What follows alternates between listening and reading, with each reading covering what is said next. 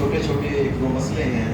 پہلا مسئلہ کسی نے پوچھا ہے کہ اگر کوئی بندہ کسی وجہ سے فطرانہ ادا نہ کر سکے،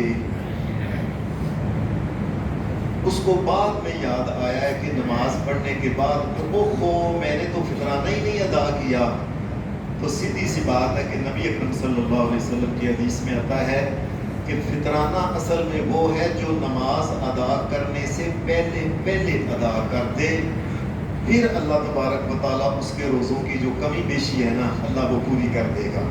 لیکن اگر وہ نماز کے بعد ادا کرتا ہے تو آپ نے فرمایا پھر اس کا حکم ہے کہ وہ عام صدقہ جس طرح آج کل آگے پیچھے کو کرتا ہے، پھر اس کا حکم وہ ہے عام صدقوں والا۔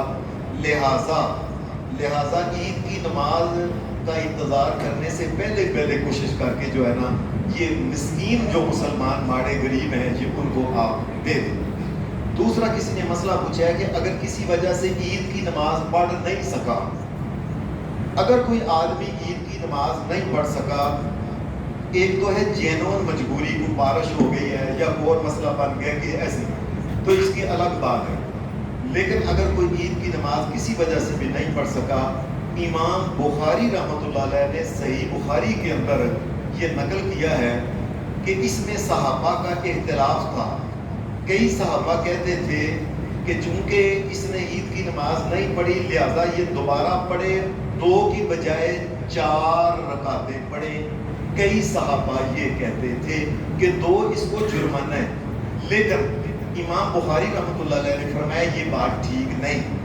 جو صحابہ کہتے ہیں نا کہ وہ 2 رکعتیں ہی پڑھے، وہ 2 رکعتیں اگر وہ جائے اپنے پنڈ میں ہے تو پنڈ میں پڑھے، گھر والا ہے تو گھر والوں کے ساتھ مل کے، رکعتیں زیادہ نہیں کر سکتا کسی بھی شکل میں، اور اسی طریقے سے عید کی نماز جو ہے نا وہ پڑھے گا۔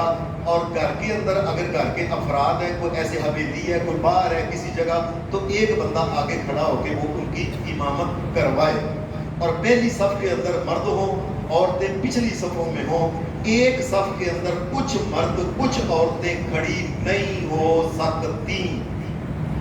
1,00,000 بھی بندہ کھڑا ہو تو ایک عورت بھی ان کے درمیان کھڑی نہیں ہو سکتی، وہ پیچھے کھڑی ہو۔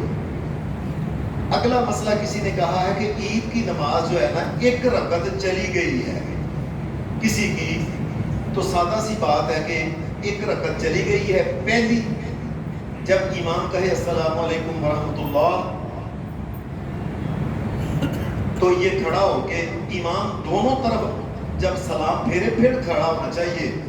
اتنی عمر ہو گئی ہے ہماری، ساری زندگی ہمیں سمجھ نہیں آتی، امام کہتا ہے نا السلام علیکم کھڑے ہو جاتے ہیں۔ خدا کے بندو دونوں طرف کھڑا ہو، جب سلام پھیرے تو پھر کھڑا ہونا چاہیے۔ دوسری بات، امام جب سلام پھیر لے دونوں طرف، آپ اللہ اکبر کر کے کھڑے ہو جائیں۔ آپ کھڑے ہو گئے، پہلی رکعت کی کتنی تھی تکبیریں؟ 7۔ اس نے 7 تکبیریں کہنی ہیں، اللہ اکبر، ایسے اللہ۔